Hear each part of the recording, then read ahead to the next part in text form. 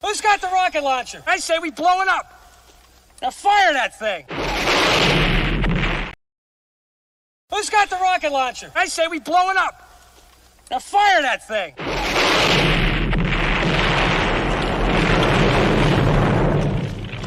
It's for the city of sports, playing with a giant Nick. With my man S. God. That's him. You feel the vibe? That's me. We going live. Yes, sir. That like button shared, you been subscribed. Stadium. That MetLife, Big Blue, home of the Braves. Yeah. That turnpike, you can see that's where the game's played. NFL one day, then it's the NBA. Madison Square Garden, that's where the Knicks play. This that NY Logan, no it don't get broken. Legalize, mean this shit smoking. I'm on topic, dropping another episode. The game winner, trade, maybe a field goal. Everybody right now doing the wave. You tune in the show called TheMan-Cave. I see the chat, they always doing their thing. Big views, 85-inch screen. The game's on, you rushing, please. Stay calm, you on the road and chill. Do the watch along. The show's on, the host, you know it's S-God. It's no telling the panel filled with guest stars. You're now rocking with the voice, you know who it is. It's your boy J Boogie. You're now rocking with my man S-God. I support him to the fullest, you heard? My man Mike Blaze. This is Alter Production. What that mean? We about to alter everything that's playing. Tune in. My man S.G.O.D. Support the show. Subscribe, share it. Most importantly, hit that like button. What's good, Giants Nation? Welcome to another episode of the Man-Cave podcast. And I'm your host, S. God. And on this episode, we're going to be talking about, you see the title, Giants Debacle and the state of the New York Giants. I could truly tell you, this season right now, I did not even predict a season happening like this right now at all. I did not predict it, let alone any Giants fan. You know, so far, like I said, it has been a season that's like turned into a nightmare. And in the preseason, the training camp, we was all excited. We was all excited about, you know, the Giants season and, you know, coming on this year. It's like, hey, we made the playoffs last year. You know, we 9-7, and we was ready for, you know, ready to crash the party this year. But things so far hasn't turned out that way. You know what I'm saying? I can't put my finger on it, you know what I'm saying, as far as like what happened, you know, but I could see like coming into the season, I mean, we thought it was going to be a great season. You know, Giants fans is amped up, but it's like so far, like I said, it hasn't turned out that way. So I know the question is going to beg a lot of people going to ask is like, so who's to blame for all this? And there's a lot of blame to go around for everybody and stuff like that, you know, so there's a lot of blame to go around. Trust me, there's a lot of blame. So to figure out what happened and to see how the season is going off the rails, you know what I'm saying? I think we're going to start from the top, work all the way down to the bottom and just dissect the teams and see what's going to happen, you know, and see where the problem is going wrong. So for me, like I said, the Giants' problem to me starts from the top, the front office. I mean, the front office that we got, like, I like the front office with Joe Shane, you know, Brian Dable and the guys like that. So I thought the front office did a great job in free agency. I thought they also did a excellent job in the draft. You know, we addressed our needs. We got the guys that we brought in here that, you know, could help us get to that next level, you know. And free agency, you know, we got our Paris Campbell, you know, Bobby Okereke, you know, for the defense and things like that. You know, and then also in the offseason, we traded a third-round pick for Darren Waller, you know, on a Pro Bowl tight end. So, you know, to help that offense, you know, so I'm thinking like, hey, man, you know, this is the season we're going to put it together. You know, this is upon the season, we're going to put it together and see what's going to happen and, you know, let the chips fall where they may. And so far it hasn't turned out that way because one thing is pretty obvious is the Giants are having problems in the trenches, and that's going to wreck the whole season. And it looks like, well, the first problem is the Giants front office grossly miscalculated on the offensive line. I think that's where we miscalculated. Yeah, we got John Michael Schmitz in the draft, but it's like we didn't really address it in the offseason to add some more like stable offensive linemen. You know, we thought we had adequate offensive linemen, but it's not turning out that way.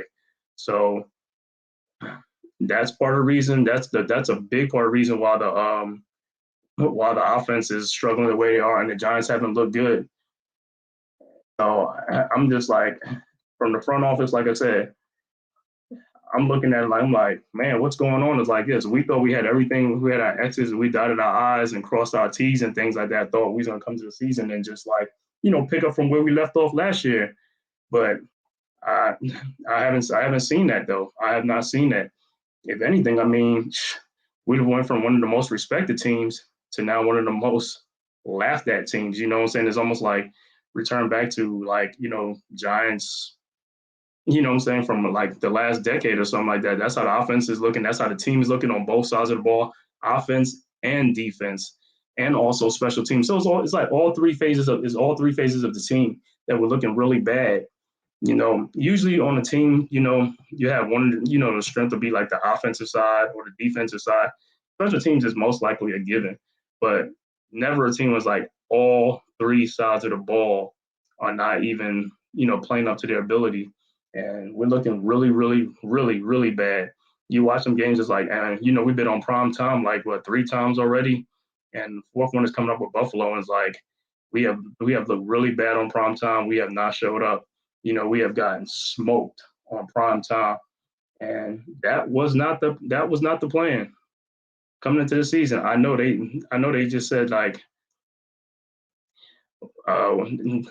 especially I think against the Eagles and things like that, the Giants were really like that playoff game against the Eagles showed the Giants like there was a talent gap, and in that talent gap, it shows like we are not with the Eagles or the Cowboys, and it's really showing. It's like, I mean, against the first game against the Cowboys, is like, man, we got washed like 40-0. I couldn't even believe it, 40-0. I thought that was going to be a close game because last year we played the Cowboys. We played the Cowboys tough last year.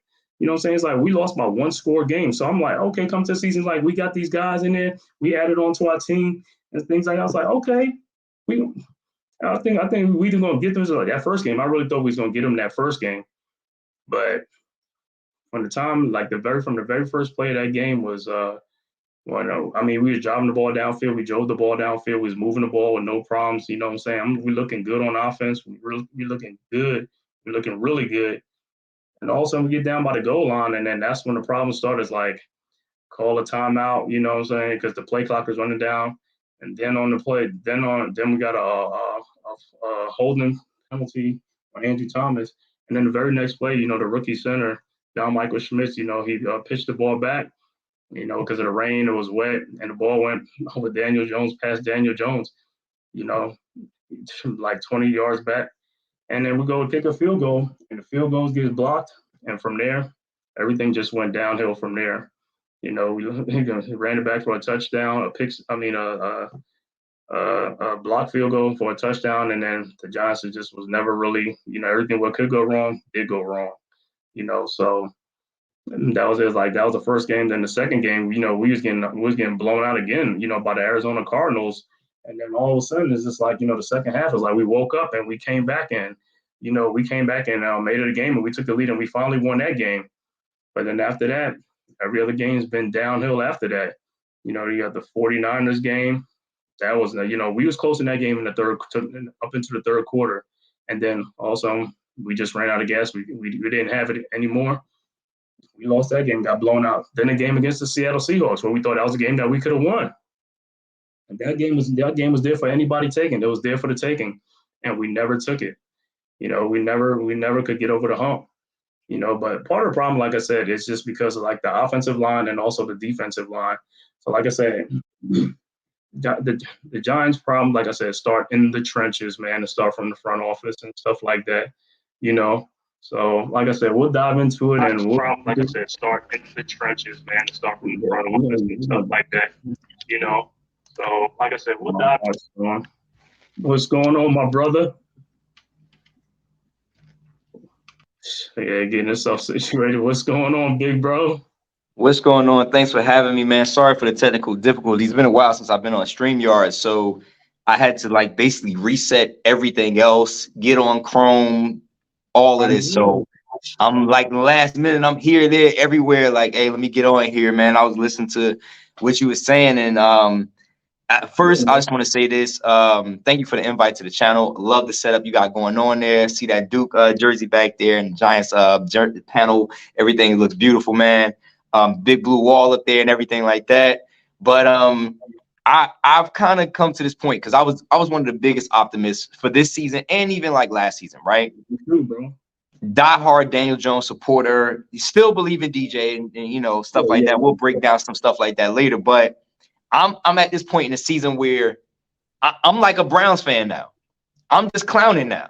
Like if you see any of my recent, you know what I'm saying? You see any of my recent shorts, Giant shorts. I see it. I've been watching it. For my mental psyche, I can't do this anymore, man. I think I'm about to switch over my content and just basically make videos for all the teams in the NFL that suck. Like the Panthers fans. I think I'm gonna just call my next live stream gonna be called the pity party, and I'm gonna invite all of the content creators of teams that suck, because it's just like if you can't block, you can't win, and we just at this point now we can't block, so nothing else matters if we can't block.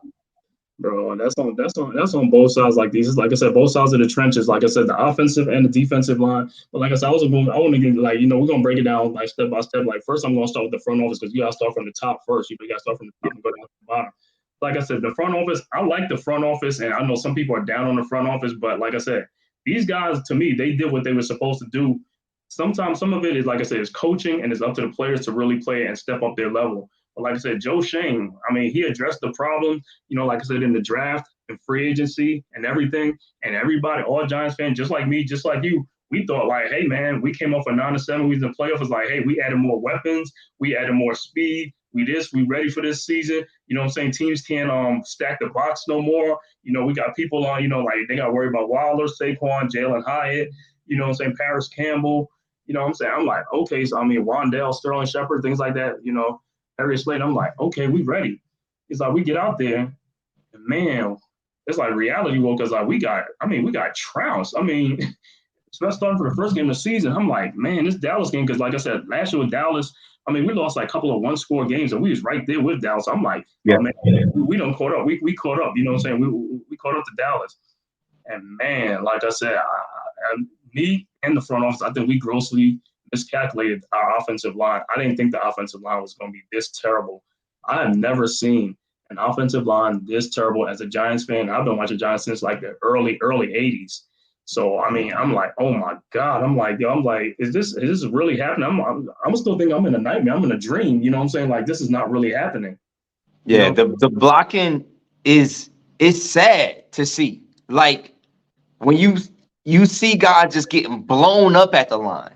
I'm talking about guys, and it's not just Evan Neal, and it's not just Glowinski, it's not just Bredesen, it's not just Lemieux when he's in the game. It's like everybody.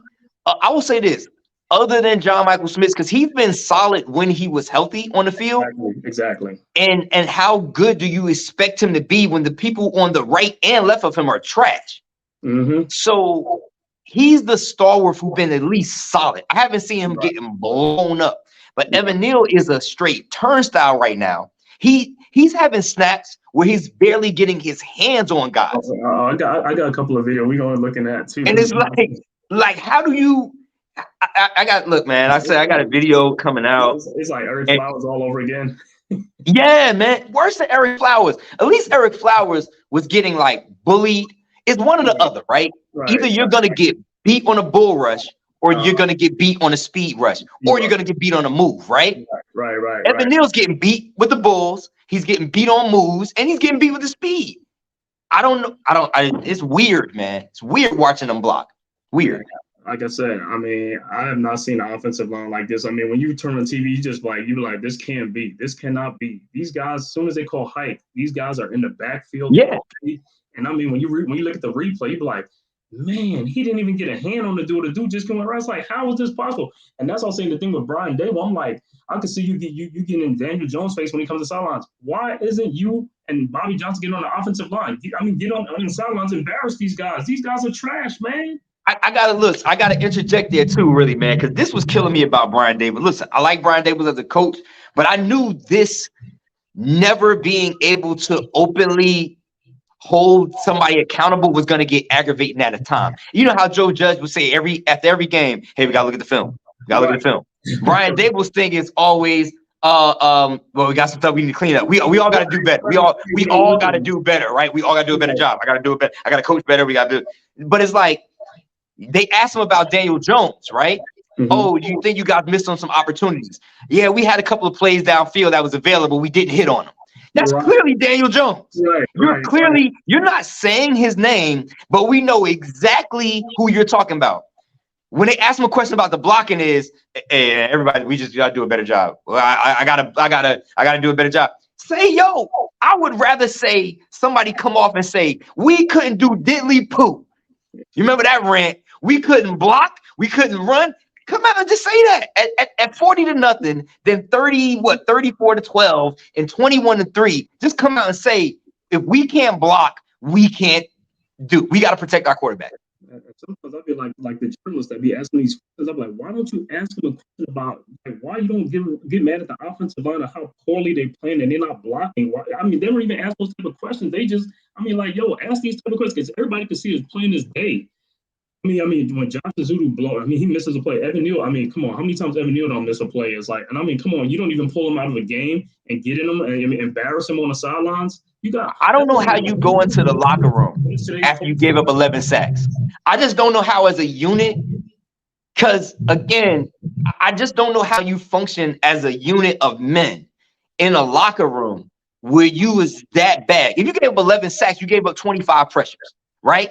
All together, you gave up 25 pressures all together. It ain't just like the only time he was pressured was when he got sacked. No, you gave up 11 sacks. That means you gave up at least 20 plus pressures. How do you go in a locker room when they talk about holding each other accountable, and that's not the elephant in the room? That's 6 big ass elephants in the room, excuse my language, of grown men that somebody's got to be saying, you can't be patting these guys on the back at this point. Is no coddling. And then you look at it, it's like, I mean, because these guys need help with blocking, it's like our playbook is really limited now, because now you have to have like 7 guys on the line, like 2 tight ends on the end helping these guys. If your offensive line, your 5 guys can block, you can do a lot of things. You can do so exactly. Your offense can open up so much more. You know what I'm saying? But and people's not seeing it. All everybody's seeing is like Daniel Jones getting sacked. Is like, why can't he just throw the ball? It's like throw the ball's like, dude, it's like 1 second. You can't throw the ball in 1 second. You have to look to make a play. You can't just throw the ball just to be throwing the ball away or something like that. You know what I'm saying? Facts. I think people just feel like, oh, well, other quarterbacks are getting pressures, like not at the rate Daniel Jones getting pressured, and I haven't seen these like offensive linemen, like people coming through there like the way the Giants' offensive line is. And the thing about it is, it's one thing if they're coming from the outside, but they're coming from everywhere, inside, outside. So it's just like it's nowhere to run, bro. It's nowhere to run. It's like if you just nowhere to run, it's like you're gonna be off your spot, and then you're running for your life. It's like you can't make a play running for your life because the play is breaking down. It breaks down.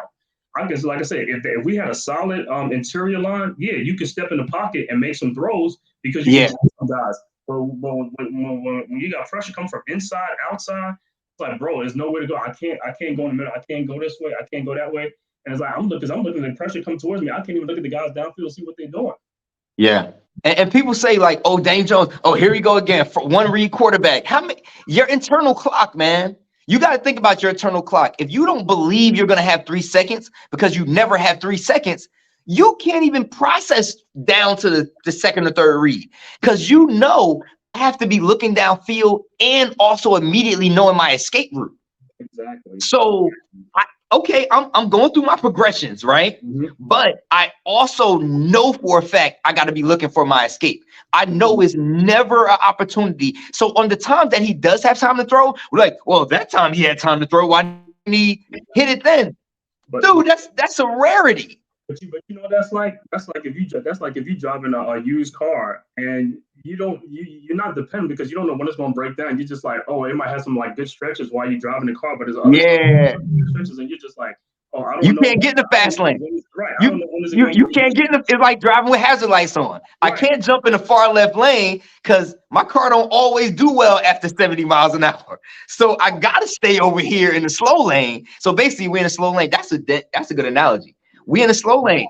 So we just slow. Like I said, man, it's just like, and I know, like I said, and the thing about it is like it's a running joke because we're on national TV. It's like, and everybody in the Daniel Jones contract, everybody is just like going all in. It's just like, bro, I could see if this dude had an offensive line and he had talent around, a lot of talent around him, and he wasn't doing nothing. I could see that, but it's like it's still like the offensive line ain't making giving him time to throw. Like I said, so I'm not going to trash him. I know other people down on him, so I'm not going to be down on him and stuff like that. So you know.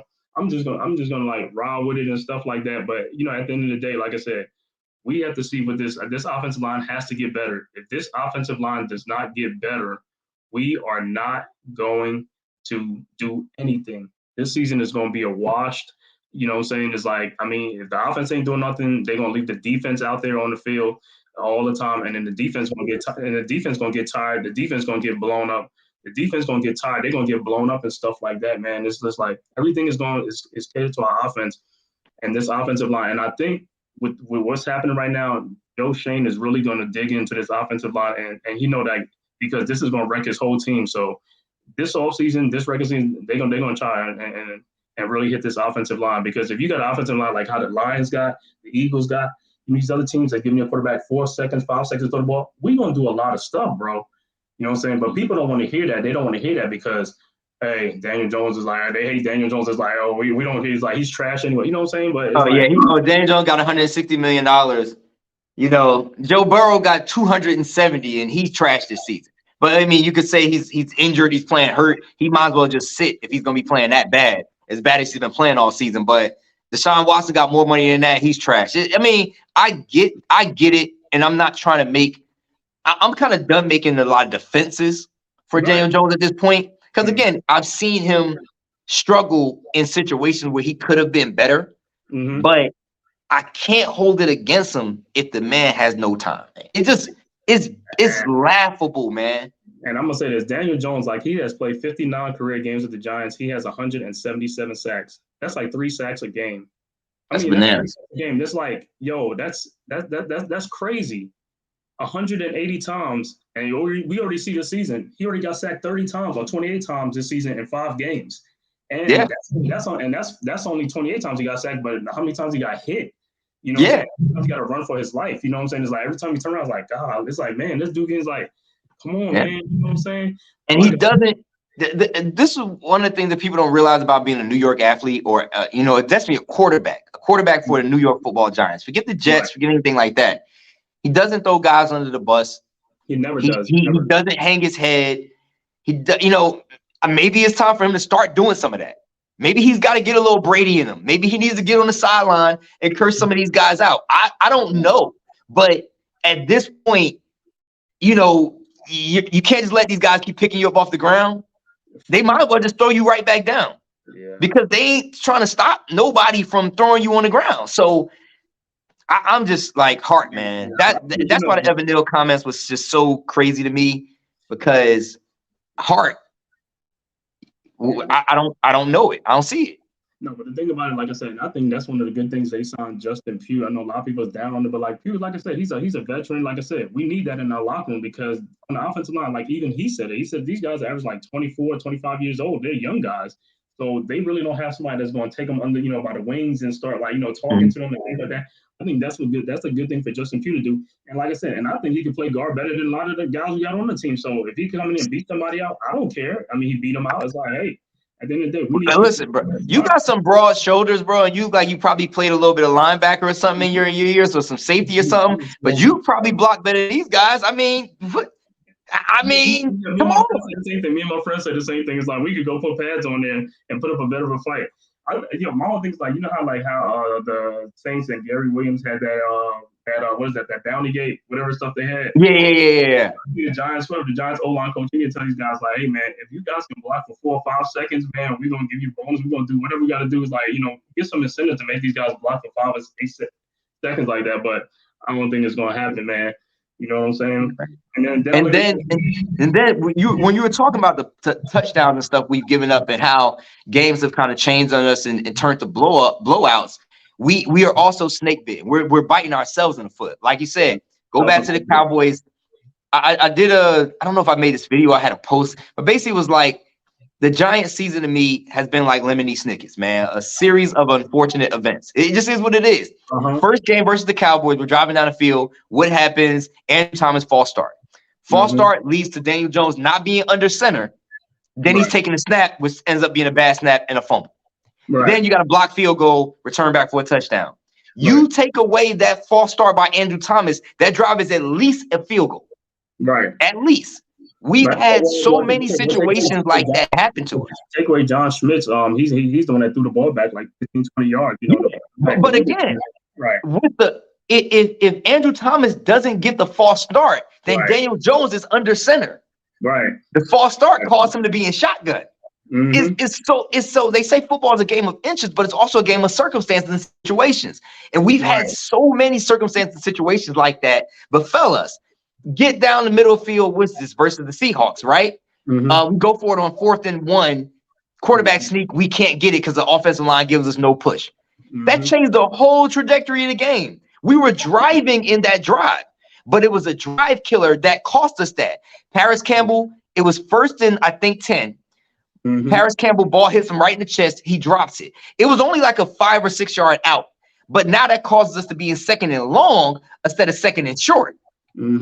So now from 2nd and long, we get about 4 more yards. Now, next thing you know, we're 3rd and 1. We don't get the first down. We're 4th and 1. If Paris Campbell catches that ball that hit him square in the chest, now we're 2nd and 5 instead of 2nd and 10. Every time something like that has happened to us, it has cost us tremendously. Little stuff like that. Just like the Dolphins game. Remember, we was by the goal line, and Josh Azuda got like what 3 straight penalties or something, or 2 straight penalties. It's like exactly. It's like you can't make this stuff up. You can't make. Okay, I'll give you one more. Dolphins game. Eric Gray. Early in the game, the Giants are driving. I don't know if it was the first drive or the second drive. Right. Breaks one, gets a good spin move. It was a clear hold at not center, I think at left guard. Clear hold at left guard that did spring the run. But he ran for 20 yards, right? Comes back, holding penalty. Whole new game. Next thing you know, we punt. We've had stuff like that happen to us, and it always goes all the way bad for us. Block field goal, return back for a touchdown. Interception, return back for a touchdown. Ball bounce off Saquon's hand, turn back for a touchdown. Interception, right? Same thing with Aaron Waller. Same thing, man. I'm just like, yo, that's great. I'm gonna show you this. What is this? This Evan Neal, man. Evan Neal is just like, this is crazy, man. I look at this thing and I'm like, you know what? I'm convinced Evan Neal is doing this on purpose. I'm convinced that he is doing these things on purpose, man. It does look that bad, man. I'm gonna show you on here where it's like, where is that? You see it on there? You see that move? Oh yeah, I was like, he didn't block. He didn't block the guy coming off the edge. So maybe he thought he had help. I remember watching this, but then he didn't even really block the guy that was rushing. That's what I'm saying. His quarterback gets sacked. He didn't put a hand on anybody. That's what it's like, yo. How you not? The guy is looking. You looking at the guy right in front of you. How you just like, you know what? I'm not even gonna touch that guy. He stunted towards him. And again, if you're looking at that on film, is he believing that he had help from a running back who was going out in a flat? Exactly. You couldn't have believed that was where your help was coming from. So either you don't know the play, or you, like you said, it's only 2 things. You either don't know the play or you did that on purpose. That's your responsibility. I'm looking at this. I'm like, there's no way. I'm like, yo, when you go back and I'm like, there's no way. And of course, that's on 3rd down. Right. And this is the bad part. The left tackle is always the most important and highest paid player because he protects the quarterback's blind side, right? Exactly. But even if you see that coming, there's nothing you can do. He's coming untouched. You got an elite level NFL outside linebacker coming at you untouched. There's nothing you can do in that situation other than try not to fumble the ball. And I'm like, to make it worse, I played it again real quick, bro. This is how sad it is, man. This is how sad it is, Scott. Because we focusing on Evan Neal, right?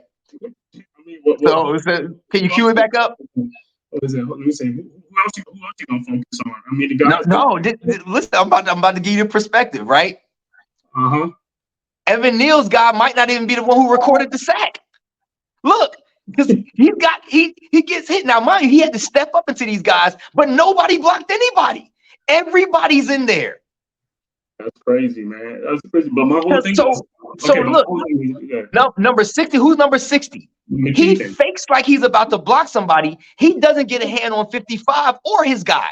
So Evan Neal and number 60 are both trying to block number 55, and he ain't even really rushing. The two guys that are rushing don't get blocked. And McKeithen, that's what I said. McKeithen, this is like his first year playing because he was out all last year. So it was like, yeah, McKeithen, which one? No experience, and Evan Neal's like two guys on that side. It would be different if Evan Neal was like a great right tackle that can kind of help him. And that's what the problem is. Our right side is so bad, man. It's so bad. You should never see this. At the end of this play, you see the backs of 3 Giant blockers jerseys. Right. Right. That's what I'm saying. Right. Look at that. It's like they're about to sack Daniel Jones. You be like, how did they get in there? How did they get in there? You know, Daniel's talking about how did they get in there? We got 3 big guys. How did they get in there? Yeah. It's almost like these guys never seen an NFL level defensive tackle or defensive end or linebacker. Like they have no clue about their speed. It's like they woke up one day and was like, oh man, these 275-pound guys are faster than I thought. It's almost like, I don't know, maybe they thought they were playing against their kids or something. Now you trying to block your kids. Right. And then this was the one like the first one was that in the Seahawks game, man. It's just like, yo, there is no way. After this play, I was like this. Evan Neal has to be. He's got to be. What you call it? They got to do it. NFL got to do a drug test. They got to do a drug test on this guy for that play. It's like, I'm like, they got to do a drug test when he pushed his down. Yeah, I remember that when he blocked his own man. And then he pushed. And then to make it worse is there's 2 people for you to potentially lay a hand on. You actively chose neither of them. And where did they go? Where did the guys go? They went straight to his quarterback. He throws Darren Waller off of a block that he don't even do. We see Darren Waller, he's blocking the guy. You got to pick up somebody else. And see, and that's what I'm saying. How do you push your own man? You know that's your man. You behind him. You see him. Number 55, whoever that is, he couldn't believe this happened. He's like, oh, snap. They're not going to block me. Oh, I guess I will rush the quarterback. It was almost like he was a stunt. He was a decoy. But the guy he pushed Darren Waller off of, that guy came around. Yeah, and this guy gets in probably for the sack. He got in for the sack. Don't mind if I do. Oh my God, yeah, that's bad, man. But my whole thing, see, this is what I'm talking about, Brian Daboll. Why you didn't pull him out the game right then and get in this? I mean, come on, you got to get in the guy. You have got to get in the guy. You got to get in there. Yeah, because like you said, you always see a clip of him screaming at Daniel Jones on the sideline. He'll get in Daniel Jones's butt quick, but you know, I don't know, man. Yeah, sure. Listen, I don't know what's being said in the locker room, but we'll never know. This is bad, man. Listen, I don't want him saying the locker room. I want him saying it in the game. I want him to pull him on the sideline. I would like to see him on the sideline. Yeah, I would love to see him on the sideline. Because these guys deserve that. What up, Jay Boogie? Jay Boogie, you killed that intro, brother. I was so surprised and shocked to hear you on the intro. Haven't seen you, man, since the Man, the Knicks show. Have been hearing your stuff, though. This is a true Knicks legend right here. This is a legend right here on YouTube, man. I'm blessed to be on the panel with you, bro. All the Knicks podcasts and all the Knicks universe, everybody know Jay Boogie. Jay Boogie become with the heat, man. Man, appreciate it, man. Blessings, health, and happiness to you guys. Shout out to the chat. What members is rocking with us? What members is willing to help big this channel up? I was just sitting down, getting ready to start looking at the football game. Got ready to look at my phone, check on my fantasy roster, you know what I'm saying? And I saw you and fam was live. I said, forget the roster. And I said, let me get up here, you know what I'm saying, rock and support my man, you know what I'm saying, and check in with y'all fellas, man. But how y'all doing, man? Hope y'all had a wonderful summertime. You know what I'm saying? And and it's getting ready to be that weather, that cold, cool out weather that we like to bundle up and dress good in, you know what I'm saying? But it's great to see y'all guys, man. Appreciate you, bro. Appreciate you too, man. You know how we are right now, a Giants fan, it's not the season that we thought it was gonna be. It's not turning out that way, but it's not over. It's still a long season, but things don't get better, man. Like I said, but like I was telling them, it's like, we miscalculating this offensive line, but I think, like I said, they'll ready that shit, man. You know what I'm saying? It's like, this is something that they know what they gotta invest in and do something better what you call it. So, you know, Hey, fam. I think legit at the next Giants home game, everybody should just start chanting "Let's go Knicks." Like the best thing we got going for us as Giants fans is that the Knicks season about to start. Like we got nothing else right now. you know, Well, we still got the liberty, you know what I'm saying? We still got the liberty. We on the way back to the crib, you know what I'm saying? See if we can, you know, even up this thing going on. Vegas did what they had to do, man. But yeah, man, I got two things, man. I'm challenging two areas of our football team. One, I'm challenging everybody that's on that roster. Did you work as hard as you supposed to have done? Was your workout plan, your strengthening plan, was it all? Did you do everything you can to come in here and to know that you was going to be in a fight early in the season, you know? And the second thing is, man, are you strong enough to really realize that, yo, we still got a fighting chance for the season, or I'm just going to lay down and give up right here, right now? Because those are the two things that's bothering me more than anything, you know, just looking at the guys, you know, wondering whatever your workout was, did you work out as hard as you supposed to do so it can, you know what I'm saying, come onto the field so you can be a productive player, knowing that you're doing your part. If people start playing their role and doing their part, and then everything affiliate far as the team, man. But man, right now, man, it's a tough situation. What's going on?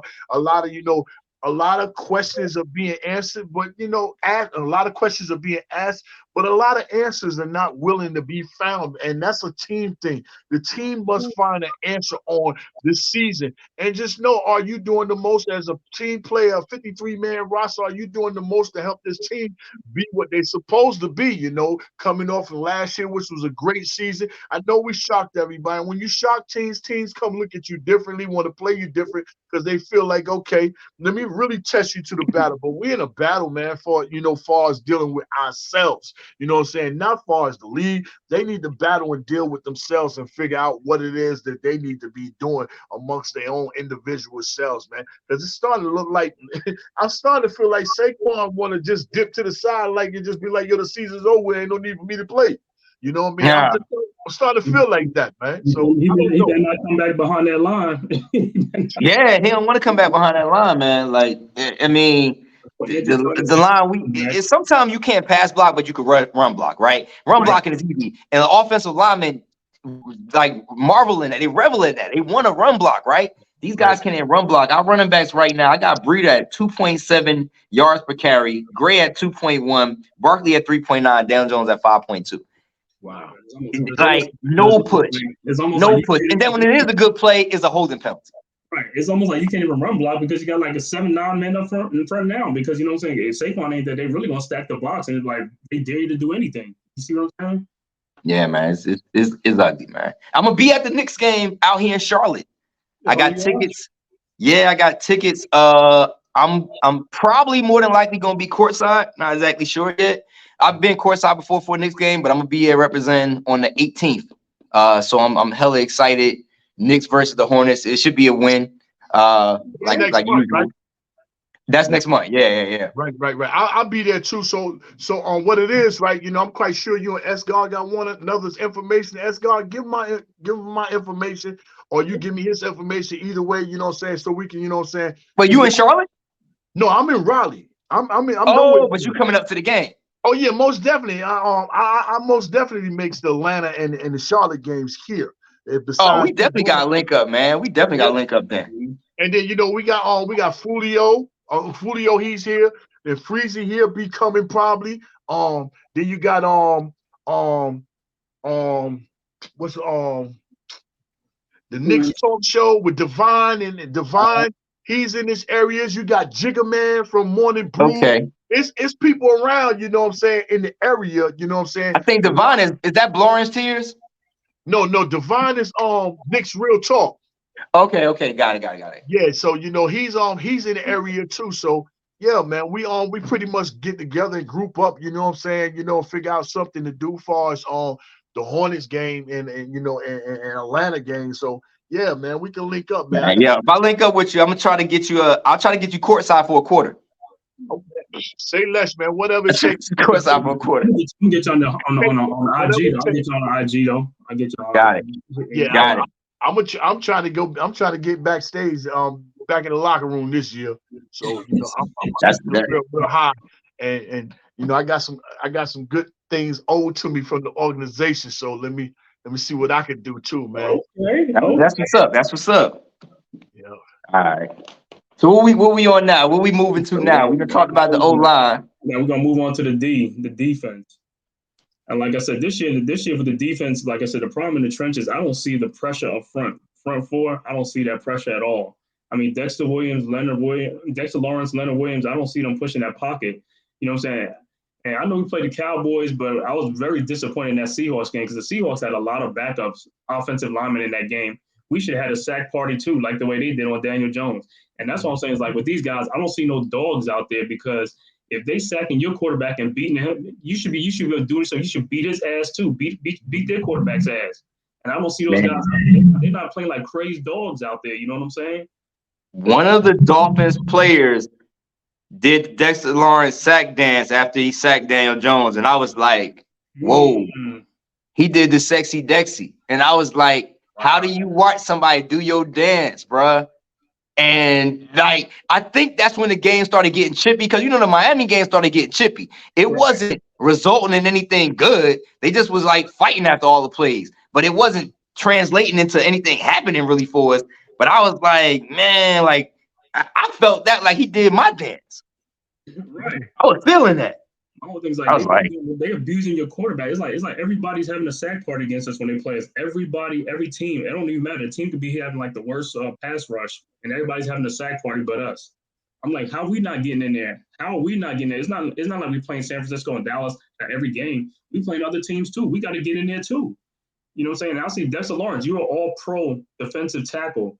Leonard Williams, you getting paid too. It's like, bro, y'all got to put some pressure up there. Y'all got to get these quarterbacks out of that sweet spot and get them to run to the outside and say, what's the name? Aziz and and Kayvon. I mean, Kayvon's starting to come alive a little bit, but like I said, I don't see the pressure like that. It's like, I think we only got 5 sacks on the season in 5 games. Nah, we only got 5 sacks, bro. Kayvon I got the stats right here. Kayvon now has 3 sacks, and I think we got 1 other sack from somebody else.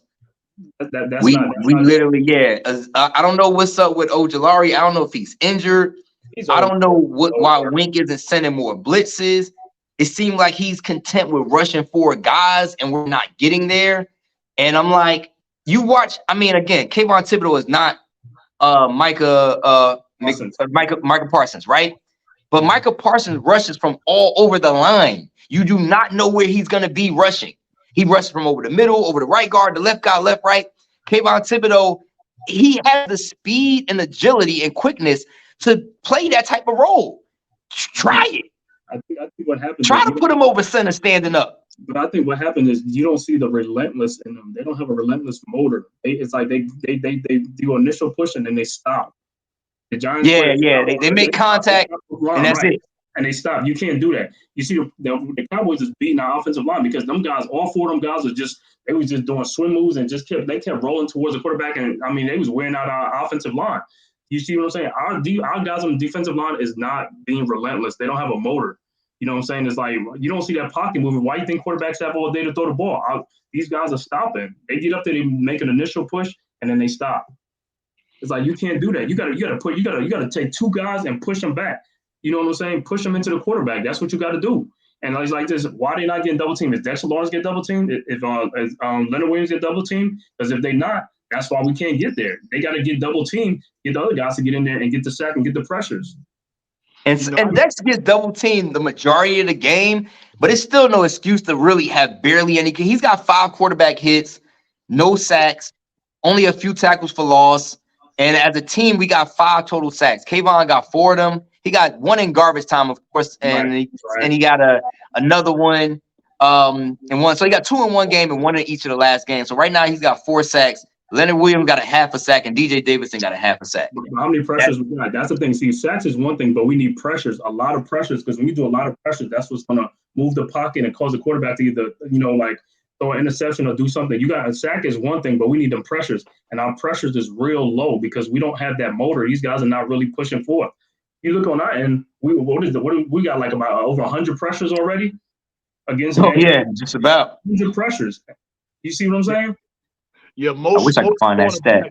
most cornerbacks, on other defenses, on other teams and stuff like that, they pretty much know how much time they have or how much time they need from their guys up front or even their linebackers, before they get the pressure on to their quarterbacks. We don't even have that. Our cornerbacks don't even know how much time they have because they're not getting to the quarterback. The line is not getting to the quarterback as y'all speaking on. And I'm really shocked that this guy Simmons, that we're not using this guy, him right like we should be. And he was a gift. And he's up for a contract. You know what I mean? Yeah. You got to put this guy in positions where he can show something, showcase, because he's a valuable piece on the defense. And he's a healthy body. He's been healthy throughout, knock on wood. He's been healthy throughout his career with Arizona. You know what I mean? You got to use this guy because you gave away nothing to get him. See what you can do with him, but he's not moving guys around. He's not. I mean, I don't know. That's swing. That's swing because I don't know what type of defense we're playing. We're playing a 3-4 or a 4-3. We should be in a 4-3. But I think we may be in a 3-4. 3-4 is not really going to get it because the 3-4 you have to have big, strong physical linebackers that can cover space. We don't have that. You got to play that 4-3 to get Kayvon up there, put his hands in the dirt. Because when he put his hand in the dirt, that's when he gets sacks. 4-3 will do it much better. But I think we in a 3-4, and that's what's like he got to change that up, bro. You got to change it up. And from what I noticed about Simmons, and I'm looking at his stats. I mean, stats ain't everything, but when I do watch the game, I see him flying around. Mm-hmm. And he makes a lot of those out of bound tackles, like where he's the guy forcing somebody out of bound because he's good with chasing guys down, right? Mm-hmm. And I see him like all over the field. The only place you don't see him is around the line of scrimmage or in the backfield. They don't use him to rush the passer. He's dropping back in coverage a lot. And I'm not saying he gives up many plays. It's just like he's just out there in space. Mm-hmm. So, yeah, he's the guy making some tackles here and there, but he's not making anything happen. But I don't really think it's his fault because he's not getting beat.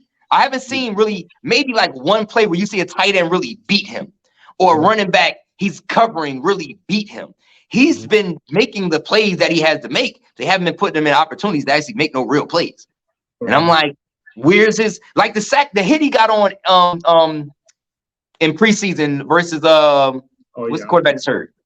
Aaron Rodgers. Aaron Rodgers almost sacked, right? The first play he gets in, he almost gets a sack on Aaron Rodgers. And you're thinking like, that's how we're gonna use him. Exactly. We haven't seen him do that yet. I might have seen him rush the quarterback one time. Yeah, he's in a position where he's doing a lot of chasing. We don't need him to be chasing. We need him to be going to get somebody. You know what I mean? And like you said, they got him all over the place. And where they have him at, it's always on the opposite side of where the plays be happening. He's running down. You know what I'm saying? You need to have that guy up on the line figuring things. Let him do him, man. But I don't know what it is, man. I'm starting to give up on our defensive coordinator. I don't like the way I don't know what's going on with our offensive coach, our offensive line coach. Can you get these guys? You know what I'm saying? It's on you. It's something that y'all not doing to get these guys motivating and get going. Yeah. And then you're going to have to realize, dude, it's okay for you to cuss their asses out, man. It's okay. I said that before you came on. This is your team, man. They clapping you. It's okay for you to get on the sideline and bark at them. You know what I'm saying? It's a respectful way because I know that's not what you do. He's not that type of person. But bark at him, let him know, yo, come on, guys. If you give me the time or something, you know, say I can make things happen, but I gotta stand up in front of me. Come on. He's just going to the sideline and sit down on the bench and looking up at the clocks and looking at the things and waiting to get that laptop or whatever it is so he can look and see what's going on. Forget all that, man. Forget all that. Get like Julius and smack that laptop. Man. Get out of here, man. And then it's like something gotta give, man. You right, man. They need to come to Jesus moment, man, and somebody gotta do it. Like they always say, this is what I haven't heard. Maybe I kind of tuned out a little bit this week. Didn't pay too much attention to main post game pressers or the interviews and all that. I haven't heard nobody say they had an all players meeting yet. When they gonna have one of those the Knicks do it. Hey, we need an all players meeting. That's when it gets real. Right. And then that's what I say in the film room, in the film study. What are y'all looking at? You seen guys getting beat. People ain't calling people out. I mean, you be like, damn, bro, you whiffed on that, man. You just like, yo, you pussy, man. You play like a little punk, man. Yeah, like I don't know what in today's society what they coddle these players or what. That's what I'm saying, man. I can see one of these guys coming up saying, oh man, it's a hostile work environment. They're gonna be trying to sue because I just don't know how you go back after 11 sacks. I don't know how you go back to the locker room and then come out the next week and give up 7 sacks. I don't, that's like you going 0 for 18, right? And then you looking guys off and you go 0 for 18. And then the next game you come out and you go 0 for 14. I don't know how you do that. You play fantasy football, so you want to get anybody playing the Giants, you put their defense on, you just go get their defense. That's all you got to alternate their defense because their defense gonna have a big day against the Giants. The Bills about to have a big day against the Giants because I think it's like I'm looking at the thing. I think it's like what about 7 more players gonna be out of that game. Oh yeah, I'm looking at the we got a lot of people didn't practice. I was just looking at the team. Yeah, Deontay Banks limited ankle, Saquon limited ankle, Gary Brightwell limited ankle, Cordell Flott limited ankle, Daniel Jones neck didn't practice, Shane Lemieux groin limited, Michael McFadden didn't practice because of ankle, McKeithen knee limited, then didn't practice, John Michael Smith, Aziz Ojulari didn't practice, Matt Peart didn't practice, Wanda Robinson didn't practice, Andrew Thomas didn't practice, and Darren Waller got a groin issue. He ain't practice. Not playing. I think they already said Daniel Jones might not play. Wandell might not play. Darren Waller might not play either. Along with Andrew Thomas and them, it's like, yo, man, it's gonna be. Yeah, they could basically just get a Bills this game. I mean, people that want to see Tyrod Taylor's like, yo, let Tyrod go in there. He gonna get bumped too. You know what I'm saying? Tyrod gonna get bumped too. You know what I'm saying? And they don't. I'd rather DeVito. DeVito performed. DeVito performed in the preseason, and it seemed like when Tyrod Taylor came in the game, all he did was pull the ball down and run. He was first read running for his life. DeVito with that same trash offensive line was able to actually move the ball, and I'm like, at this point. You see what happened with Tyrod? He got right in the game, ran the ball, got hurt. It's like every time. Same thing in the Bears game last season. I was at the Bears game last season. Listen, every time he comes in for Daniel, he gets hurt. He gets hurt in the same game. I was like, nah, bro, you can't even put like 3-4 games. He get hurt like in the same game, bro. He gets hurt. Yeah. Like I said, I did it versus the Bears. They had to bring DJ back in, had to limp him back in as a decoy. Why did they keep rolling him out to the left? Who? Daniel Jones, why they keep calling plays where he rolling out to the left to throw back against his body? And throw back against his body. That's right. That's what I'm talking about. That's right. You throwing against you. That's not. You know what I'm saying? You got to go to the right to your throwing side to the straight. Well, he's rolling out away from Evan Neal. He can't roll to the right. There you go. He didn't never make it. He didn't never make it over there.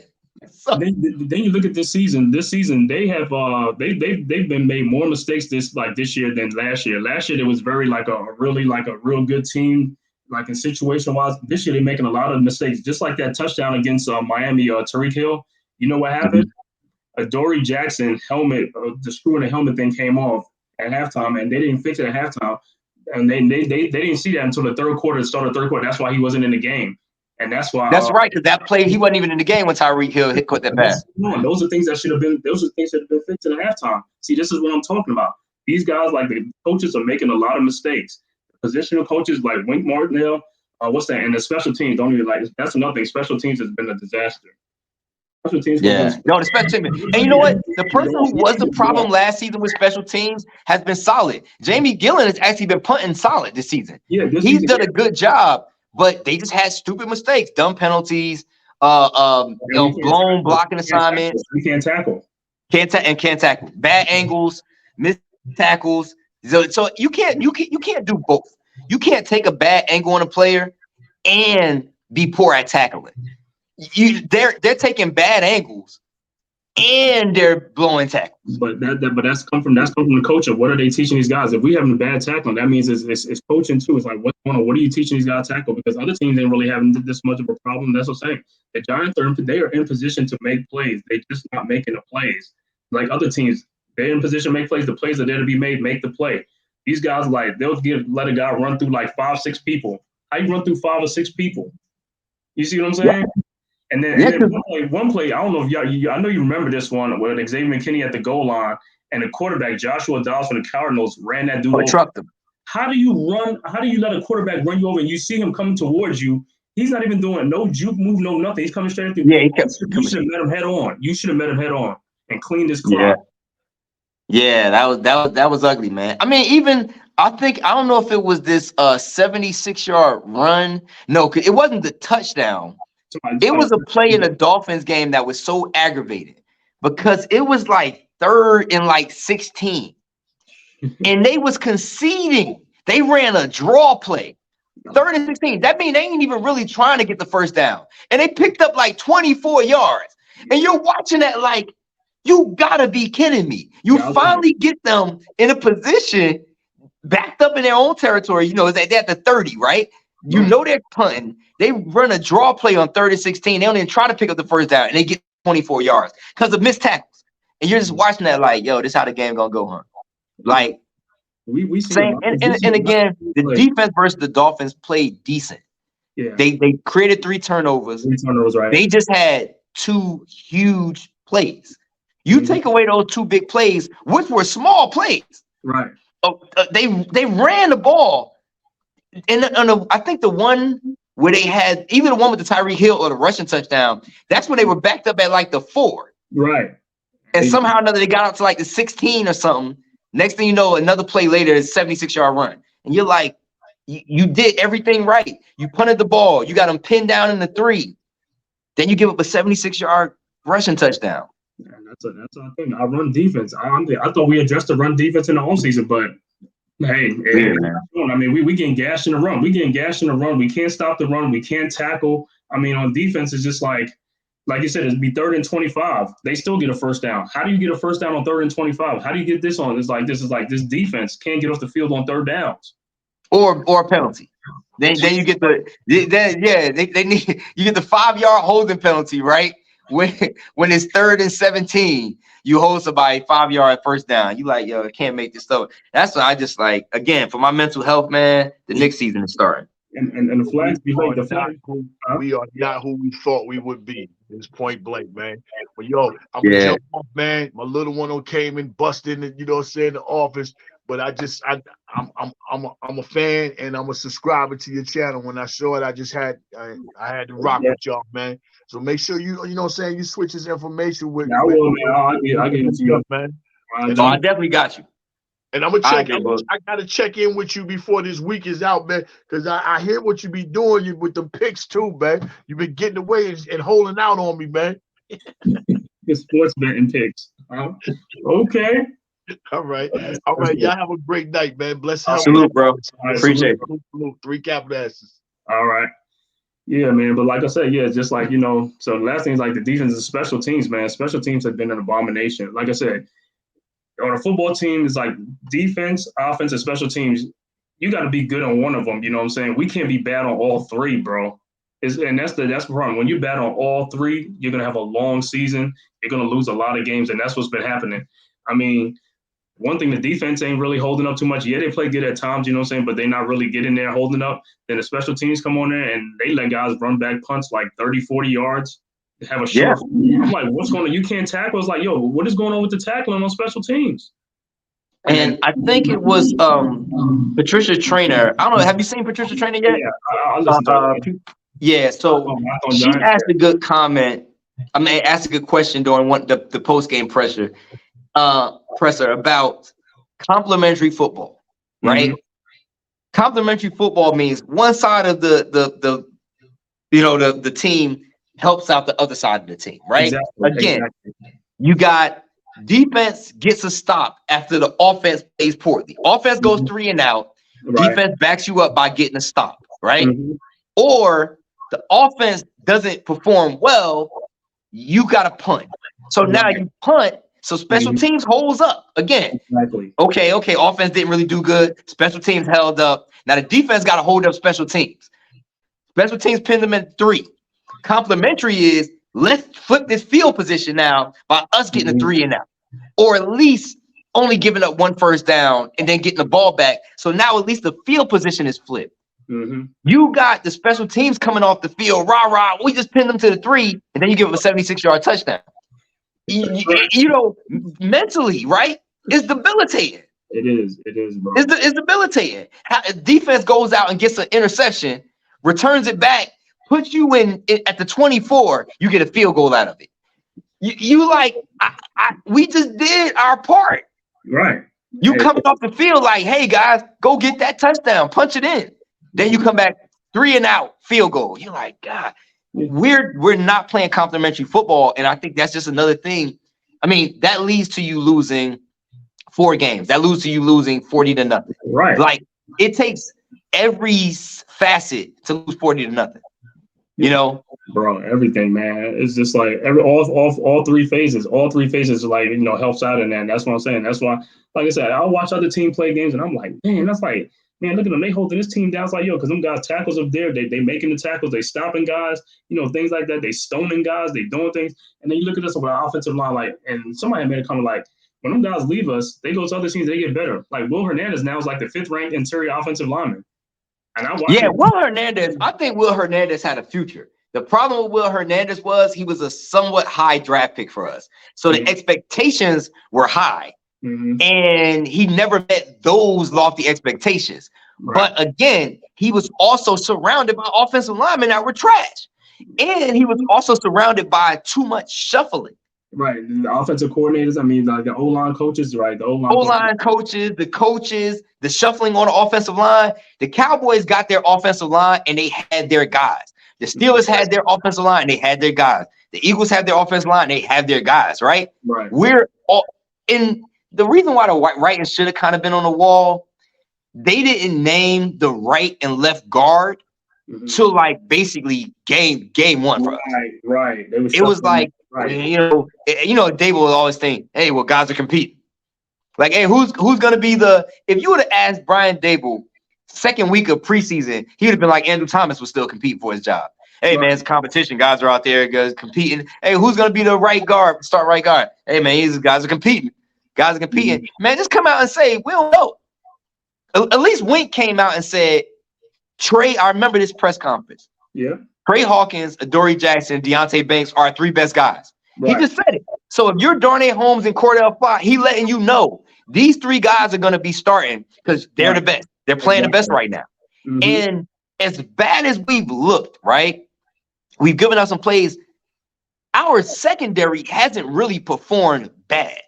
Right. Like Trey Hawkins has had a couple of bad penalties here and there. He's a rookie. That's going to happen. He's got beat. That's because of the front. That's because of the defensive front. Exactly. Deonte Banks has been solid. He ain't been, what's the guy for the Jets? He just had that one bad game against the last game where he had his back turn and dude got a touchdown. I said, oh my God. Yeah, your back turn in the end zone. You can't have your back turn in the end zone to the player. He ain't sauce guarded, but you know what? That wasn't even a penalty. No, it wasn't because he broke up one like that too. He broke up one and was like that with his back turned. That could have been a penalty, but they didn't call it. I think they felt bad for us at that time. Because by that time we was getting blown out.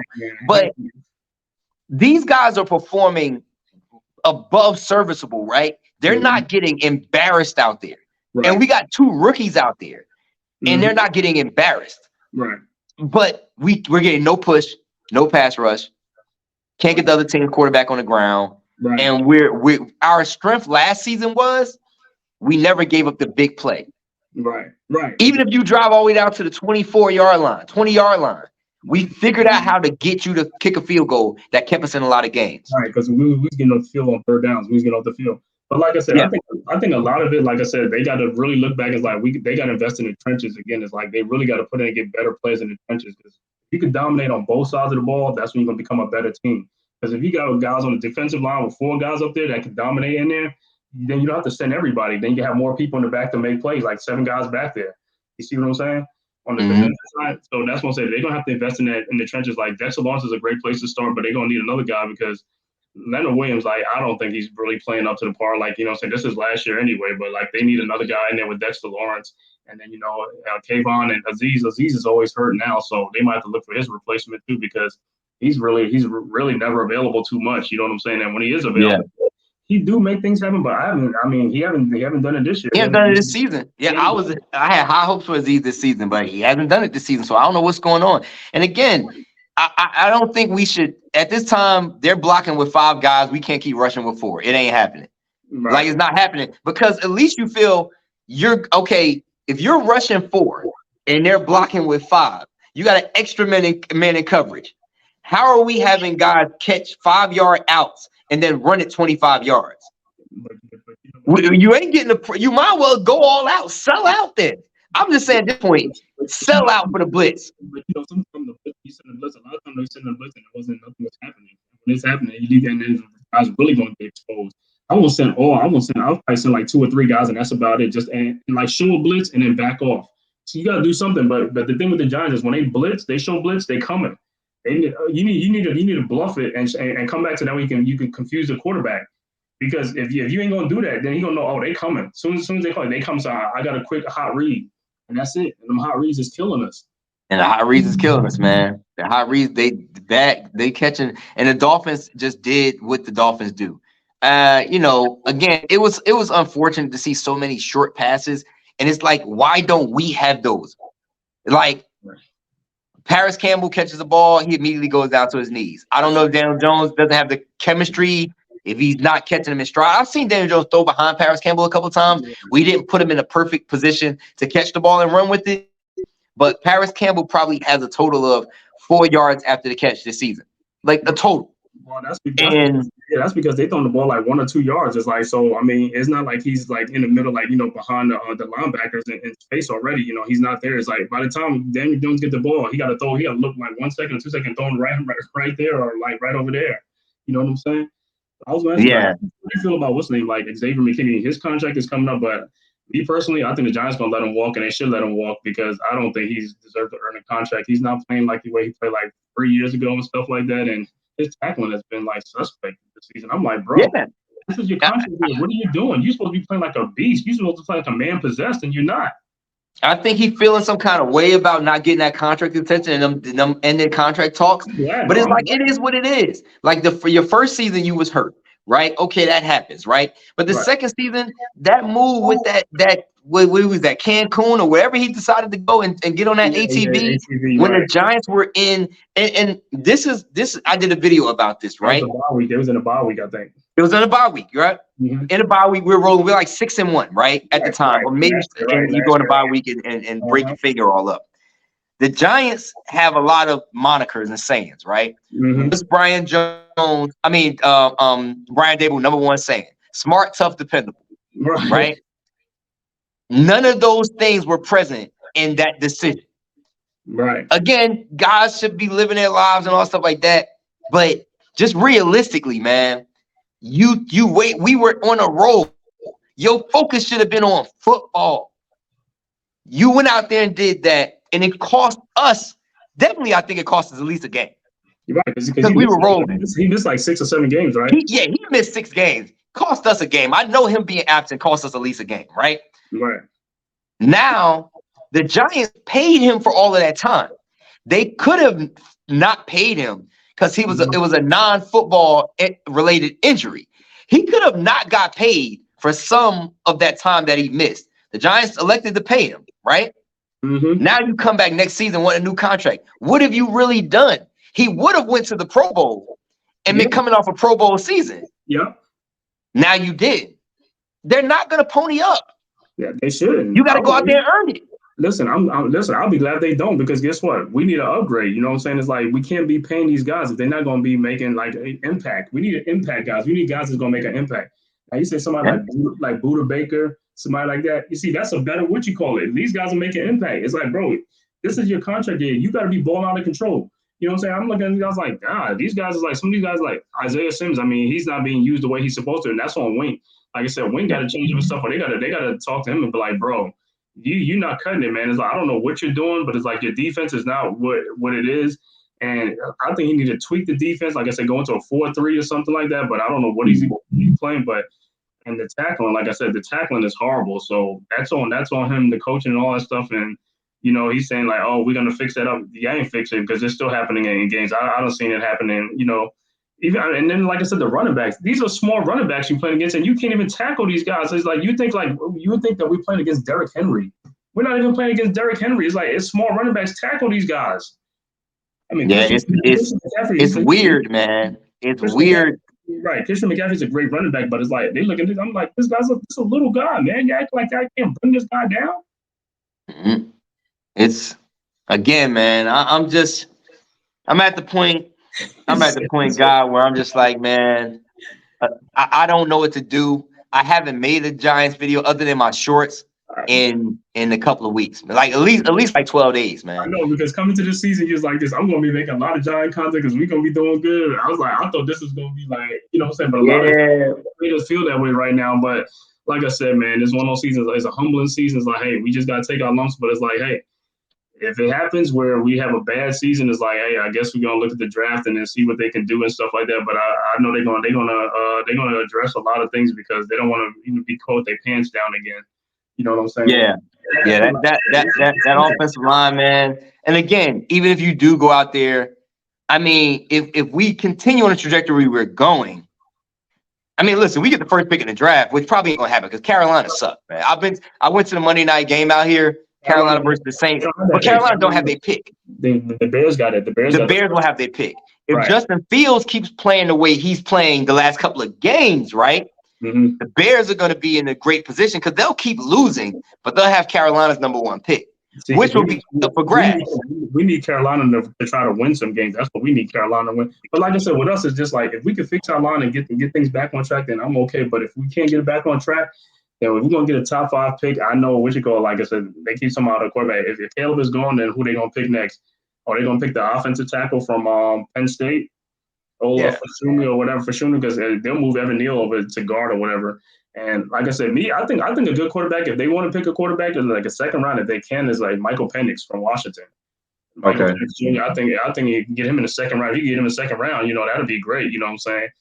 But I think the first round, I could only see, again, first round quarterback, I can only see Caleb Williams. So we get the number 1 pick, or if we're like number 3 or something like that, and we have to trade with the Bears to get the number 1 pick or something to get them, I can see something like that happening. Opposed to that, you draft the tackle. You better draft the best offensive line off the board. Like you said, you move Evan Neal to right guard. I think Evan Neal's he's under contract. He's on the rookie deal. But those comments, we didn't talk about the comments because that's kind of like it's kind of dead now. But unless this dude starts balling out of control, I'm talking about like a switch flips the rest of the season, and he plays lights out. I don't know how he lives down those comments, man. It was bad. I'm gonna tell you like this. I don't think he's gonna he's gonna ball out because I think the right tackle is too much for him. There's a lot of space to cover, and he's just too slow for that. I think you got to move him inside to hide him inside that guard, and that's what the Giants are gonna have to realize. I mean, it's tough for them to swallow the pill that they picked this guy like that. But you think about hindsight of 2020, they probably should have went with Charles Cross. You know what I'm saying? Yeah. Because he's been playing. Charles Cross, he didn't go to the Panthers. Who did he end up going to? He's on Seattle. He's the left tackle. Seattle. He'd move over to right tackle for us. But I mean, Iku was already gone to the number 6. He went in between. So we had to pick between Neal and Cross.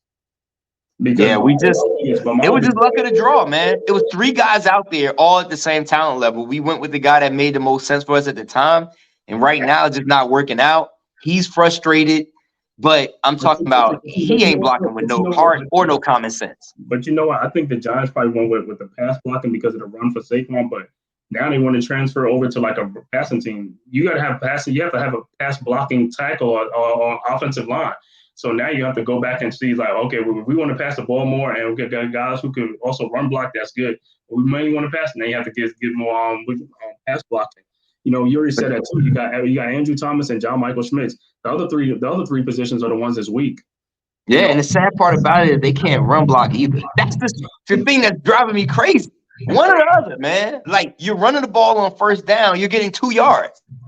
So it's like it's just all bad, man. Look, Scott, man, I gotta wrap it up.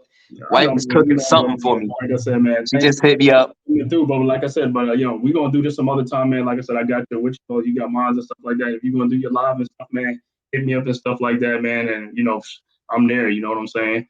So vice That's versa, what's up, man. either way and stuff like that, man. Thanks for coming through. And also, people like it, hit that like and subscribe, man. It's like, go check out my man Heartstorm Media, you know, go to his page, and also funny guy, you know what I'm saying? Great content creator and stuff like that, man. I be watching this stuff, man. I be like laughing my so I like be some trying, man. Look, my slogan is "Come for the info, stay for the laugh," so vice versa, man. So that's kind of like what I do, man. I like to keep it fresh. I got my notebook right here with a bazillion like ideas in it, and I don't even have time to make all of the videos that I have ideas for. But I'm always working. It's easier to do the shorts, even though I need to do more of my regular form content. But it gets so addictive just banging out the shorts, and then I'm on Facebook with reels and TikTok and stuff like that. So more people watch the shorts though, so I'm gonna have to start doing some shorts. So more people, because yeah, it's not too long, and they attention span. I know yeah. that. Like, But the hot takes, man, if you haven't got up on doing the hot takes, for Giants, start doing some hot takes. It can start building some of your visibility up. So if you want to just do a quick hot take, like I said, that take you had on the Evans Neal video, that right there, you take that clip and you give your quick little opinion on it. Pop that clip out there, man. There you go. that's what the hot takes is. Okay, I see them guys be doing. I'm gonna try that too. I'm gonna try it though. Yeah, that's the hot take. And you can keep that same, like I'll give you a quick tip, man, like on camera. We usually talk about stuff like this. If you're watching this, it's content creator. We usually talk about this on the back end, like when we end lives, like I've done lives with Chris Entertainer, Bad Dog. We chop it up afterwards. But you just take the same format you got right there, that same rectangle square, you put that at the bottom of the video, you put that video you talking about right at the top. Easy production quality. You ain't got to work too hard for it, man. Put the video you talking about at the top, put yourself at the bottom, give your take, and start there and see how it goes, man. But I appreciate you having me on, man, and we'll definitely chop it up soon, man. Okay, thanks for coming. All right, one, bro. All right.